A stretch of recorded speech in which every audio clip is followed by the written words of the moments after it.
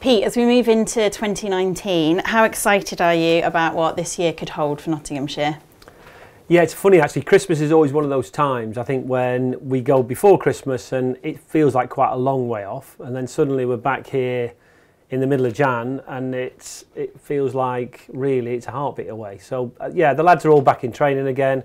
Training's gone well. The lads have put a sort of a good shift in so far, and we get to the exciting bit really this next sort of like 6-7 weeks before we end up going away as a squad and we get into the sort of last part of pre-season. And Trent Bridge is a place of work. What impact does that have on you and on the squad?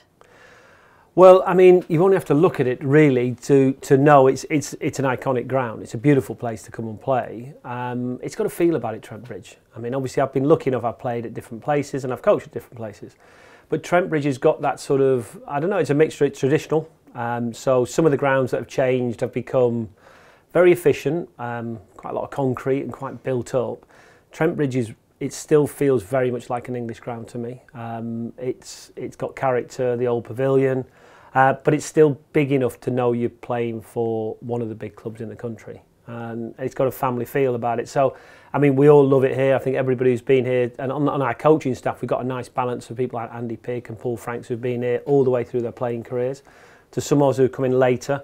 But it feels a special place to come and go to work. People talk about the world-class setup we have here as well for the players. How big a draw is that for people joining the team? Well, I mean, I think whatever place you work in, it's about people.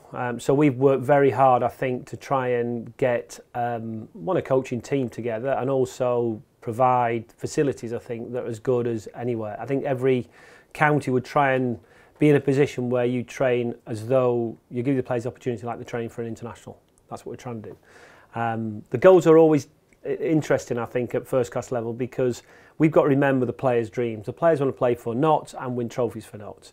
But also cricket's got, they want to play for England. You know, anybody who comes to watch us, at some point, if they loved the game and they played it, they'd have dreamt of walking out for their country.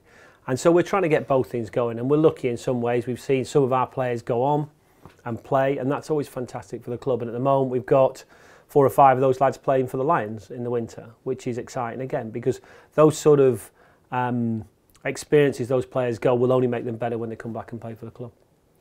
And what does the signing of those 4 talented young players in Slater, Duckett, Clark and Chappell say about Nottinghamshire's ambitions this year? Yeah, we're an ambitious club and we've gone through a big transition. I think if you look where the squad was, there was a natural transition needed. People like Chris Reed, who retired, Michael Lum retired. So we had some players naturally come to the end of brilliant careers and it was time for them to move on. So we had to sign. We've also done both. So I want people to understand that really we're desperate about developing our own players. We've seen some of our own players through, Tom Moores, Matt Carter, come into the first team last year and do well. We've also seen some of our academy boys, people like Jack Blatherwick played in the Royal London last year. We've seen other youngsters, Lyndon James make his debut from the academy. So there's 2 threads going. The interesting thing, I think, with Clark, Chappell, Slater, Duckett, is they're young players and they're very exciting players. So I think what we get our message to all our staff and all the members really is we want to play a style of cricket that's worth watching. We're ambitious, yes. But we try and recognise where the game's at. The game it's a mixture now. One-day cricket, very exciting, very fast. Being able to match that with some of the parts of the game that have never changed. You know, the ability to bowl spell after spell as a bowler in a 4-day game to back time. And that's what we work with the players. But they're exciting players. They're talented. I think all have got ambitions to go on and play, not just here, but for their country and sometimes in franchise cricket because that's what's available at the moment. And we'll try and give them that opportunity. With those youngsters coming through from our academy and also the recruitment of the new players, how has that changed the balance of the squad? Well, the squad's just evolved quite naturally, I think. It means that realistically, it's not as clear to put the first team down as it maybe was. Some years you can put the 11 names down, but it's been a few changes. The bowlers come in. We've also got Paul Coghlan, who missed last season really through injury. You know, very unlucky. He'd had a fantastic Lions tour.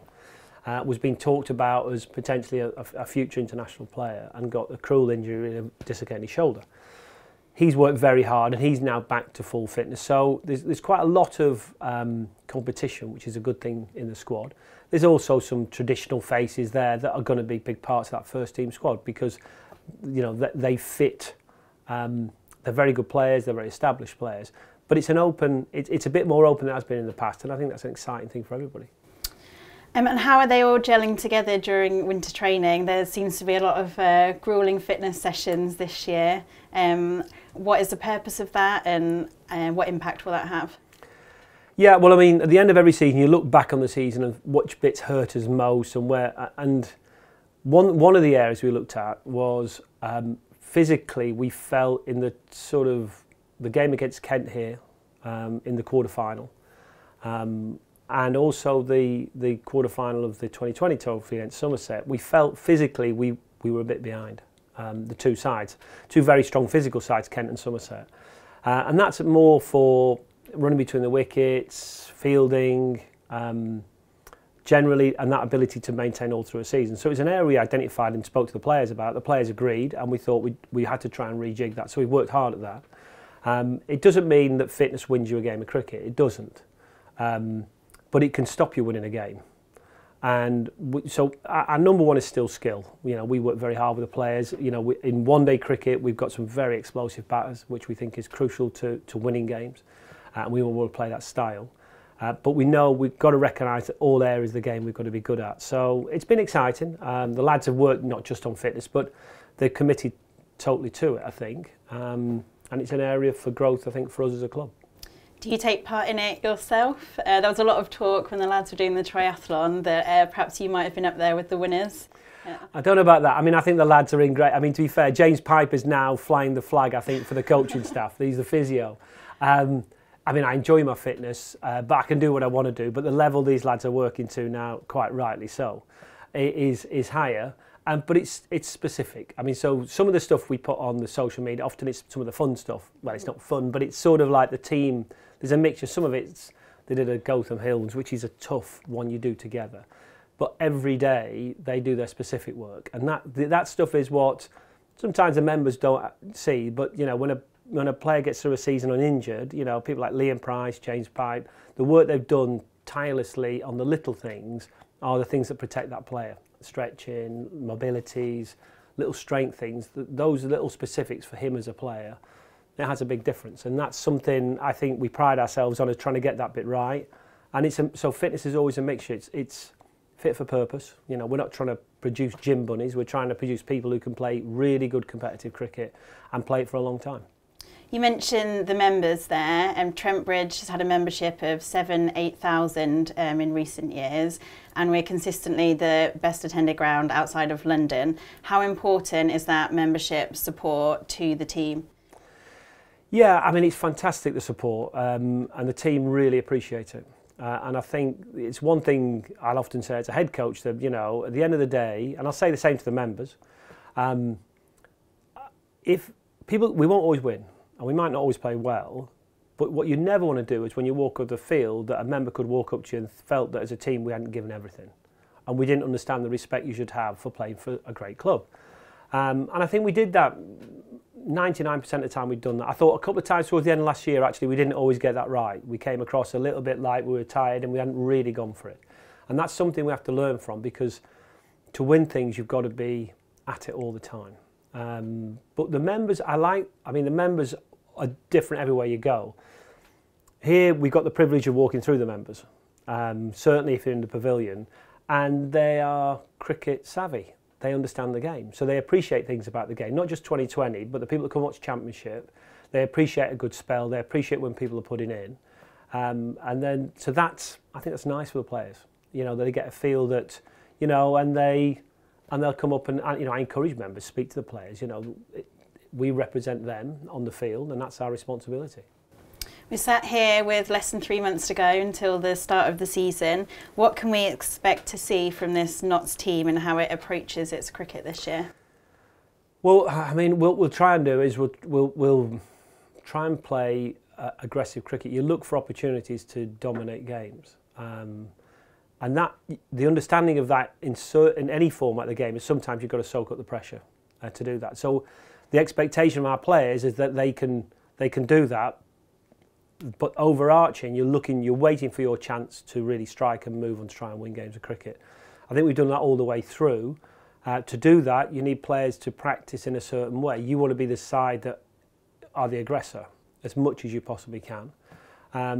We'll try and do that because it's an exciting way of playing cricket. You're looking to win games, not draw them. And getting that balance right for the pitch we play. And certainly in 4-day cricket, we've been trying to get this right balance between the pitch, and so it's exciting to watch, and it still produces a very competitive game over 4 days.